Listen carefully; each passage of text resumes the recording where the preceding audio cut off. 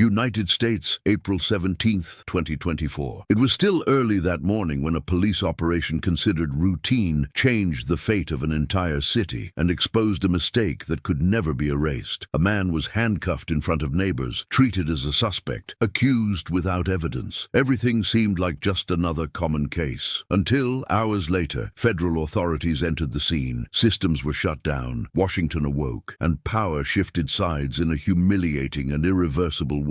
What happened inside that police station wasn't just a wrongful arrest. It was a clash between arrogance and truth, and the outcome, nobody was prepared to see it. Welcome to this video about untold stories based on true events that occurred in the United States. Before we begin, I want to invite you to participate. Leave a comment below telling us where you're listening from right now and tell us the exact time. Your presence is part of this story. It was April 17th, 2024, shortly after 6 in the morning, when the city of Arlington, Virginia, was still yawning under a gray and indifferent sky. Maplewood Avenue was silent, broken only by the distant hum of the highway and the occasional creak of a door opening to yet another ordinary day. It was there, in front of a simple, light-colored brick building, that Miguel Alvarez's life changed forever. Miguel left home as he did every morning. He wore a discreet jacket, dark jeans, and carried a black briefcase,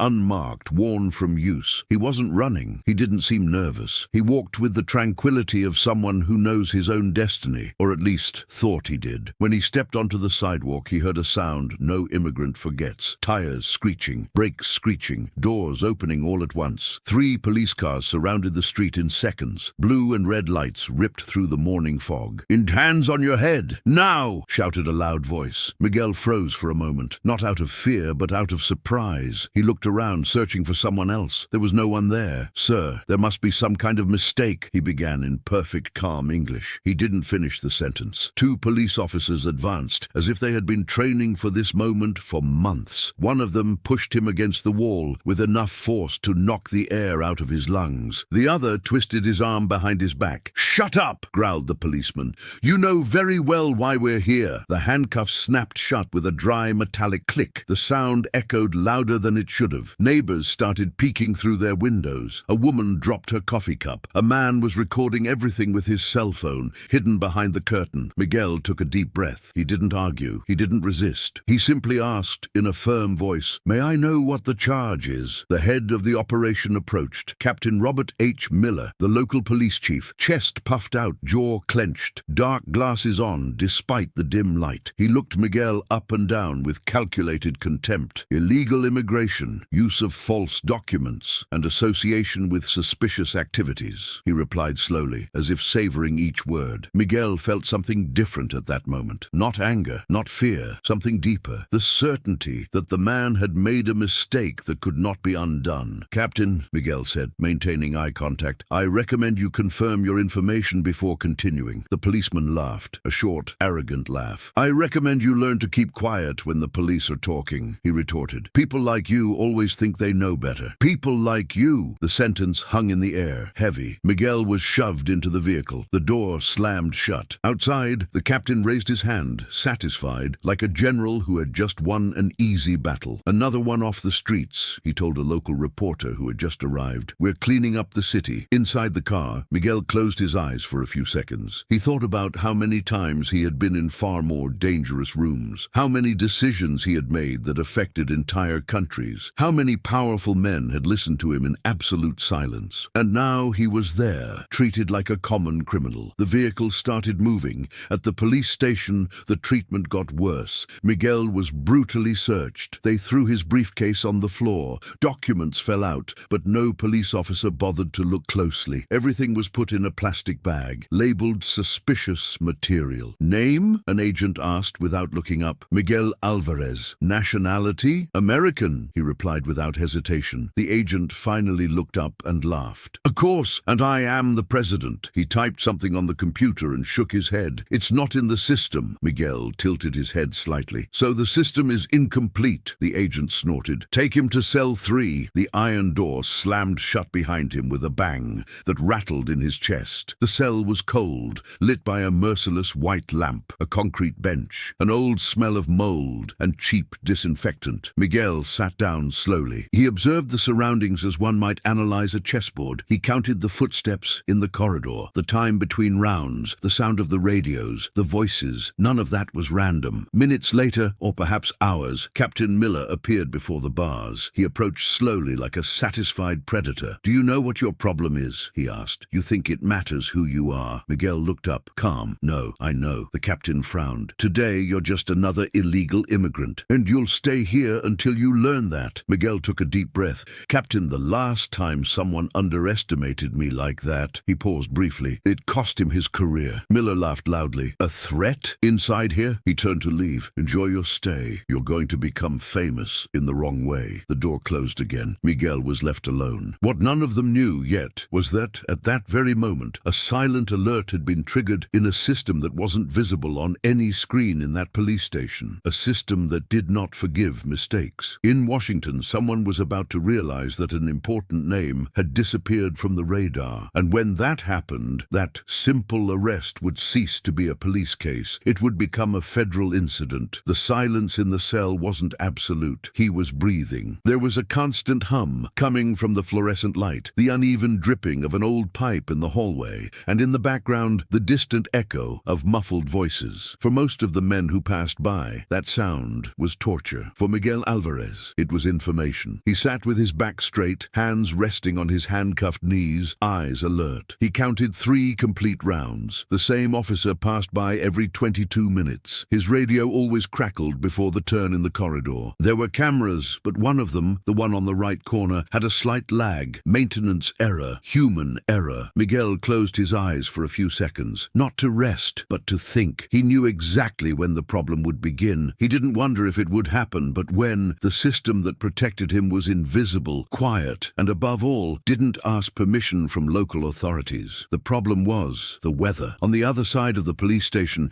Captain Robert Miller was celebrating. He was in his office, shirt rolled up, hot coffee in hand. The television was showing a short news report. Local police arrest suspected illegal immigrant during morning operation. Miguel's name was not mentioned. Not yet. Exactly as it should be, Miller murmured, satisfied. Discretion. A young lieutenant entered the room, hesitant. "Captain, the man arrested." He spoke English without an accent. He said he was an American citizen. Miller didn't even look up. They always say that. "Yes, sir, but he asked me to call a specific lawyer. He gave a strange name. I couldn't find it in the local system." Miller dropped the cup forcefully. "Are you questioning me?" "No, sir. I just thought it was unusual." The captain stood up slowly, approached the lieutenant until they were face to face. "Listen carefully. These days, anyone can make up a story. My job is to keep this city safe. Yours is to obey." The lieutenant swallowed hard. "Yes, sir." When he left, Miller smiled slightly. To him, that man in the cell was just another number, one less face on the streets, a convenient statistic. In the cell, Miguel opened his eyes. Footsteps drew closer. "Meal time," announced an officer, pushing a metal tray through the bars. Miguel looked at the food, then at the police officer. "Do you know who I am?" he asked in a neutral tone. The agent laughed. "I know. A guy who should have thought twice before entering this country." Miguel nodded slightly. "Then listen carefully," he said. "In a few hours, men you've never seen before will walk through that door. They won't be wearing local uniforms. They'll ask for silence. They'll ask for names. And when that happens, you'll wish you'd been polite to me." The agent looked serious for a second, then laughed even louder. "Sure. And will I win a medal too?" He walked away, shaking his head. Miguel touched the tray but didn't eat. At 10:47 a.m., the first gear turned. Not at the police station. In Washington, D.C., in a building with no sign, a civilian analyst was observing a screen that shouldn't have been read. "Strange," he murmured. An identifier had stopped responding. It wasn't a cell phone. It wasn't a regular GPS. It was a cryptographic presence token, used only by authorized consultants on national security projects. "That doesn't happen," he said, calling the supervisor. The supervisor approached, frowning. "Last known location? Arlington, Virginia." The man took a deep breath, confirmed the status. Seconds later, the analyst's face lost its color. "Sir, the identifier is inside a local police facility." The supervisor didn't answer immediately. He picked up the red phone from the desk. "We have a problem," he said, his voice controlled. "A big problem." At the police station, Captain Miller was receiving praise. A local politician called. A journalist requested an exclusive interview. His ego grew by the minute. Meanwhile, in the cell corridor, the lights flickered for a brief moment. Miguel understood understood. He smiled for the first time since his imprisonment. It wasn't a smile of victory. It was the calm smile of someone who knows the tide has begun to turn. Shortly after noon, two unmarked black cars parked discreetly 2 blocks from the police station. Men in suits got out, unhurried and speaking little. One of them looked at the building and simply said, "Confirmed, he's here." The other replied, "So someone is going to lose their job today." In his cell, Miguel stood up when he heard different footsteps, firmer, more coordinated. They weren't local police officers. He approached the railings, his posture erect, his expression serene. The game was over, and Captain Miller still had no idea that in a few hours he would be begging to go back in time. The first sign that something was wrong wasn't a scream nor a siren. It was silence. At the police station's reception area, 2 men in dark suits walked through the revolving door without showing their name tags, without raising their voices, without asking permission. The officer at the entrance tried to smile, then hesitated. "Can I help you?" he asked. One of the men only showed a card for less than a second. There was no known logo, just a black stripe and an alphanumeric code. The police officer's smile disappeared. "Where is Captain Miller?" the man asked in a neutral tone. "Back room, 2nd floor," the policeman replied, already sweating. The two walked down the hallway as if they knew the place. Upstairs, Captain Miller was on the phone, laughing loudly. "Of course, Councilman, it was a clean operation. The city thanks you," he said. The door opened without a knock. Miller turned around, annoyed. "Who gave you permission to enter my office?" The tallest man closed the door behind him. "Captain Robert Miller?" he asked. "It's me, and you are federal agency." Short pause. "We're here because of a detainee." Miller crossed his arms in a defensive posture. "If it concerns immigrants, everything is within the law. We have the authority. The detainee's name is Miguel Alvarez,"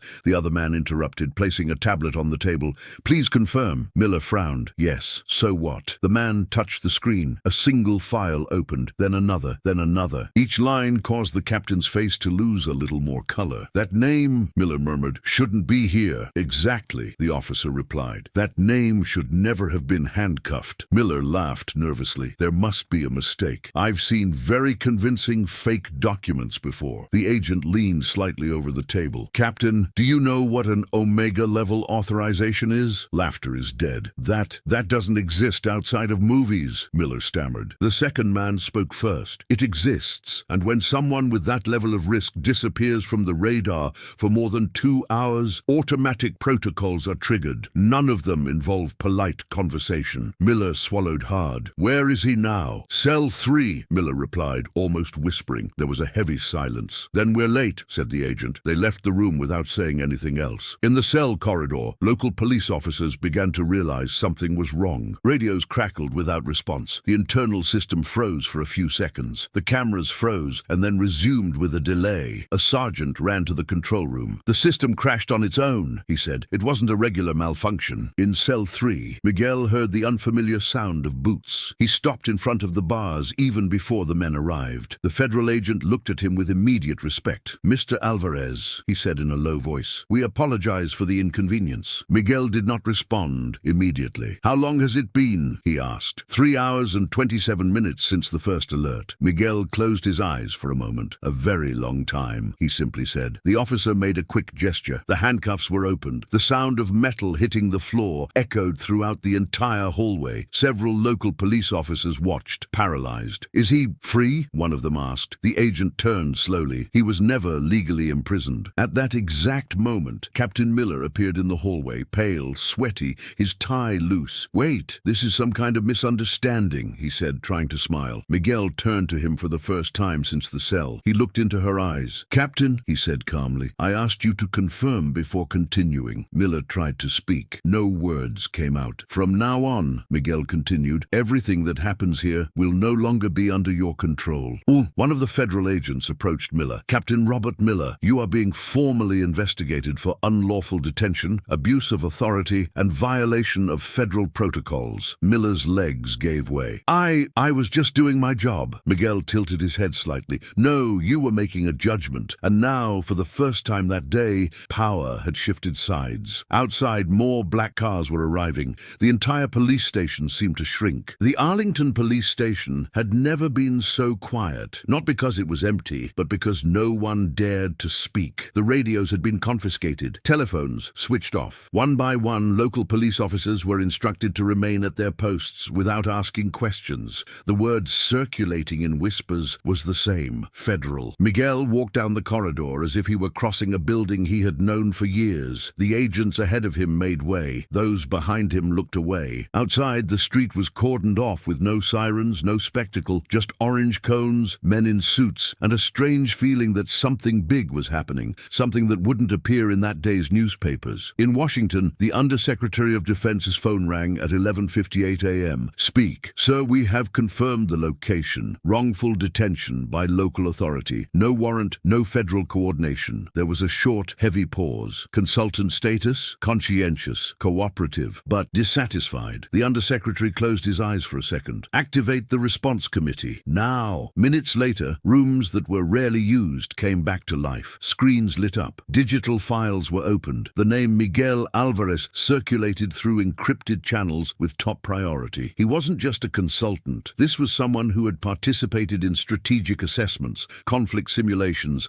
and analyses that would never be made public. Someone who knew the flaws and strengths of the system. When a man like that disappears for hours, nobody laughs. Back at the police station, Captain Miller sat in a hard chair, sweaty hands resting on his knees. Two federal agents watched, saying nothing. There were no handcuffs yet. "I can explain," Miller tried for the fourth time. "You've already explained," one of them replied. "Now you're going to answer." Miguel was in a separate room, simple and clean. A glass of water on the table. No cameras in sight. A gray-haired man entered and carefully closed the door. "Miguel," he said, "on behalf of the government, I apologize." Miguel nodded, but did not smile. "Apologies don't change what happened," he replied. "They change what will happen next." The man took a deep breath. "The president will be informed later today." "Great," said Miguel. "Then he'll know that there are still places where the law stops at skin color." The silence weighed heavily. "What do you want?" the man finally asked. Miguel stood up slowly. "I don't want this to be treated as an administrative error," he said. "It was abuse, it was prejudice, and it was public." The man nodded. "It will be treated as a federal incident." In the next room, Miller was beginning to understand the magnitude of the problem when he heard the words no one wants to hear. "Internal Affairs, the FBI, and the Department of Justice are on their way." He turned pale. This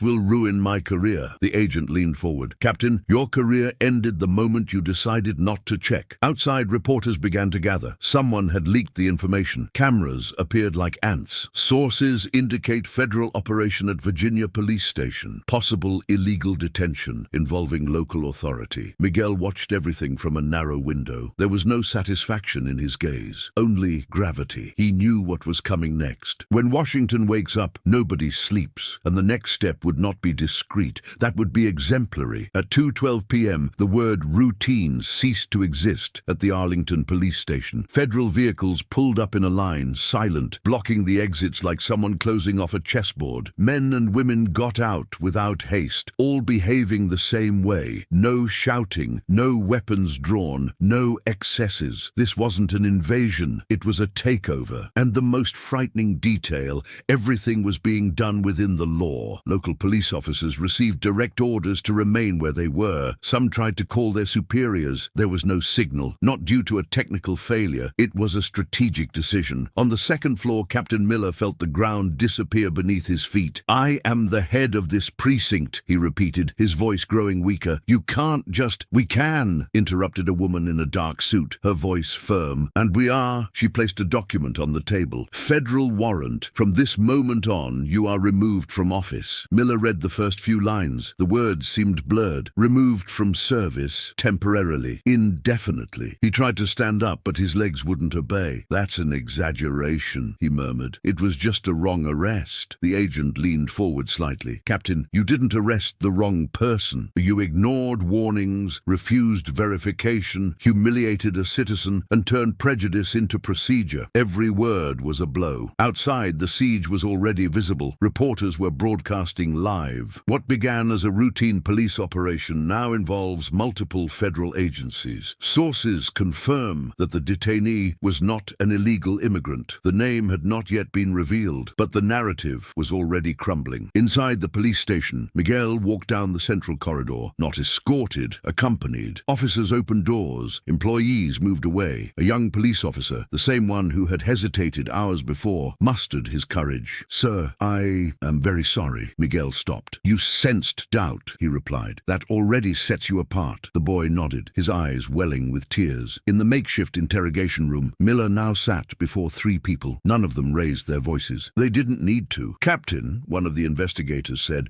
"why did you ignore the citizenship verification request?" "Because," he hesitated, "because he seemed to be lying." "It seemed so," the investigator repeated. "Based on what?" Silence. "Nothing verifiable," she added. Miller ran his hand over his face. "I just wanted to show strength." The investigator took notes. Noted personal motivation. Outside, the mayor was making desperate phone calls. Senators were demanding reports. The Department of Justice was demanding answers. Miguel was taken to a larger room. A federal aide entered with a serious expression. "Miguel, the press wants your image, your name, your story." Miguel thought for a few seconds. "Not yet," he replied. "First, I want to hear the request." "Order?" Miguel looked at the switched-off camera in the corner of the room. "He knows." At that same moment, Miller was informed the detainee, Mr. Alvarez, refused to give an interview. "So what?" Miller asked, exhausted. The agent approached. He said he will only speak after you publicly acknowledge your mistake. Miller laughed nervously. Then he stopped. "Publicly? How?" "In front of the press." The blood drained from his face. "He wants to humiliate me," the agent replied without emotion. "Captain, you've already humiliated yourself. This is just for the record." Miller lowered his head. Outside, cameras were being positioned. Microphones were being adjusted. The country was beginning to pay attention, and for the first time that day, the man who had shouted orders felt something new, fear, because the siege this time was not being carried out by the police. It was moral. The afternoon sun beat down on the police station's facade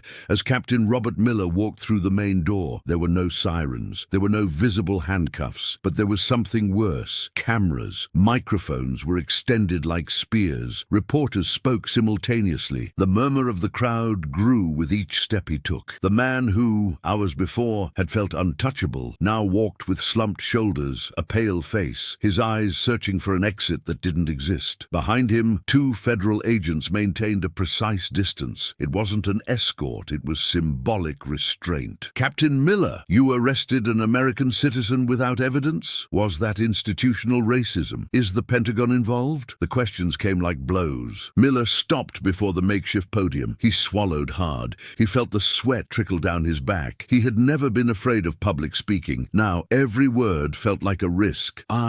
She began, her voice faltering. The federal advisor nodded slightly. "It was now or never. I made a mistake," Miller said finally. "A serious mistake." The noise grew louder. Cameras moved closer. "I authorized an arrest without properly verifying the information." Pause. "I treated a citizen with disrespect, and for that, I take full responsibility." In a room at the back of the police station, Miguel watched the broadcast in silence. His face remained impassive. There was no pleasure in that scene, only confirmation. Outside, someone shouted, "Apologize to him!" Miller closed his eyes for a second. When he opened them, something had changed. He was no longer the confident captain. He was a man cornered. "Mr. Miguel Alvarez," he said, looking directly at the camera, "I apologize." The word hung heavily in the air, but it wasn't enough. One of the reporters stepped forward. "Do you confirm that you ignored internal warnings due to bias?" Miller hesitated. This answer would define everything. He took a deep breath. "Yes," he said, "I ignored it. I judged, and I was wrong." The silence that followed was deafening. Inside the police station, federal agents were already drafting documents. Official suspension, criminal investigation, recommendation to file charges. A local police officer, a veteran of 30 years, watched the scene on the internal television. "I've never seen anything like it," he murmured. "A boss fall like that." "It fell earlier," another replied. "I just didn't know." In the private room, Miguel stood up when the request was finished. An assistant approached. "He did what you asked." Miguel nodded. "Now it's my turn." Outside, the advisor announced, "Mr. Miguel Alvarez will speak briefly." The buzz exploded. Miguel exited through the same door Miller had exited minutes before. The difference was stark. He walked upright, calm, unhurried. Silence fell naturally as he positioned himself in front of the microphones. "I'm not here for revenge," he began.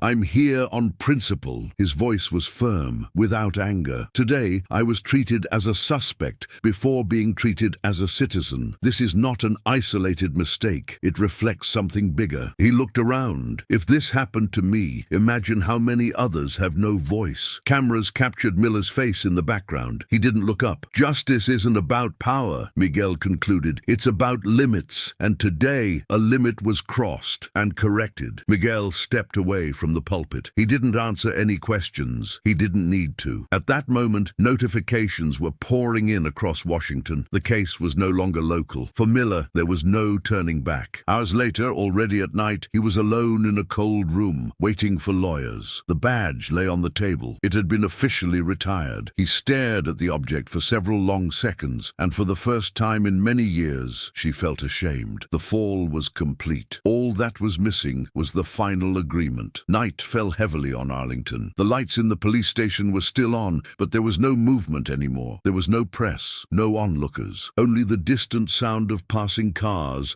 and the weight of everything that had happened that day. In a small, windowless room, Robert Miller sat alone. No badge, no title, no commanding voice. Before him, a simple table. On it, a brown folder with his full name on it. Inside, preliminary reports, transcripts, recommendations from the Department of Justice. It was no longer a question of whether there would be consequences, but of how profound they would be. The door opened. Miller raised his head quickly, almost hopefully. But he wasn't a lawyer. It was Miguel Alvarez. He wasn't wearing a suit. He wasn't wearing anything that would distinguish him as someone powerful. Yet the atmosphere in the room changed the instant he walked in. Miguel closed the door behind him. "You asked to speak with me," he said in a neutral tone. Miller swallowed hard. He stood up slowly, his hands trembling.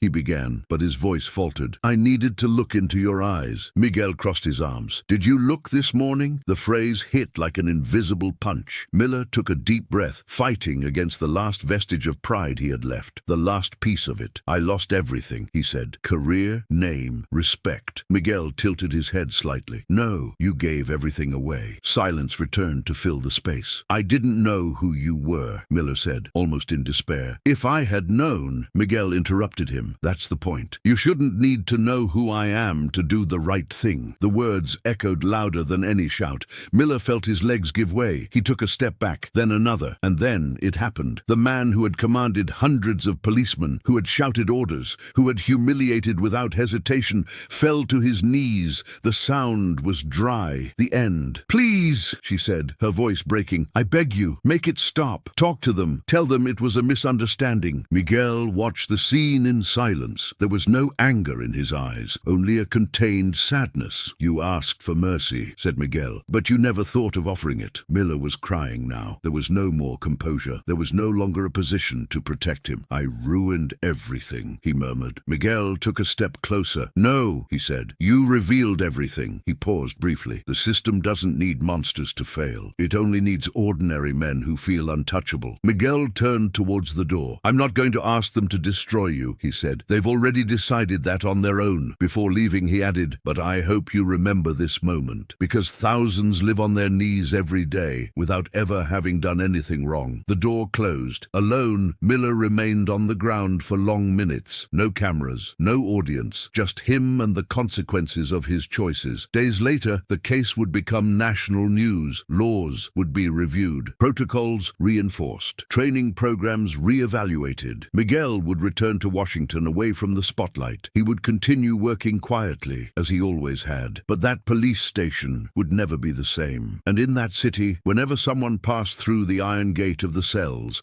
there would be an invisible reminder in the air. Authority is not power. Power is responsibility. And when that responsibility is ignored, even the strongest man can end up on his knees. The following day dawned quieter than usual in Arlington. There were no speeding cars, no sirens blaring through the early morning hours. But something had changed. Not in the streets, but in the way people looked at them. The police station, which for years had symbolized unquestionable authority, now carried an invisible shadow, not of fear, but of memory. Miguel Alvarez's name appeared in the newspapers only once, a brief mention, no details, no biography, no complete explanations. To the public, he was just the citizen detained by mistake. To the government, it was a warning that could never be ignored again. In Washington, meetings followed one after another behind closed doors. Reports were rewritten. Protocols were updated. The word verification gained new weight, not as bureaucracy, but as a dividing line between justice and abuse. No one said it out loud, but everyone knew. If it had ended differently, the damage would have been irreparable. Captain Robert Miller Another spent the night awake, not in a cell, but in a space that looked very much like one. A cheap hotel room, beige walls, cold light, television turned off. He no longer had his badge with him. The phone rang infrequently. When it did, it was to report something that could no longer be undone. The investigation was progressing rapidly, too rapidly for those who, for years, had believed that the system would move slowly to protect them. He tried to write an apology letter. He tore it up. He tried another. He tore it up again, not because he lacked words, but because he now understood that none of them would bring back what had been lost. Not just his career, but the illusion of moral superiority that had accompanied him for so long. That night he remembered Miguel's gaze. There was no hatred there, and that disturbed him more than any scream. Miguel, for his part, returned to his routine with the same discretion with which he had always lived. He did not grant lengthy interviews. He did not accept invitations to debates. He did not turn his story into a personal cause. When asked by a colleague in Washington if he didn't think he should seize the moment, he simply replied, "The problem isn't what they did to me. It's what they do every day to those who don't have a name." That phrase didn't appear in the newspapers, but it resonated where it needed to. Months later, a newly graduated young police officer joined the same precinct in Arlington. During training, an instructor mentioned an old case without naming names. He spoke about limits, about power, about responsibility. "Authority is not a license to humiliate," he said. "It is an obligation to protect." The young man nodded, perhaps without fully understanding. Yet, elsewhere in the country, an immigrant was stopped at a checkpoint. The police officer took a deep breath before speaking. He asked for documents. He checked them. He checked them again. He treated him with respect. He followed protocol. Nothing extraordinary happened, and perhaps that was the greatest legacy of that day. Stories like this rarely end with applause. They don't leave clear heroes or caricatured villains. They merely expose cracks and force the system to look at itself. Miguel never returned to that police station, but his presence there remained, not on a plaque, not in a speech, but in the silent memory of a place that learned, in the hardest way possible, that no one is above the law, not even those who believe they represent it. And every time someone walked through those doors, there was an invisible lesson in the air. Power can shackle, but only justice sets free.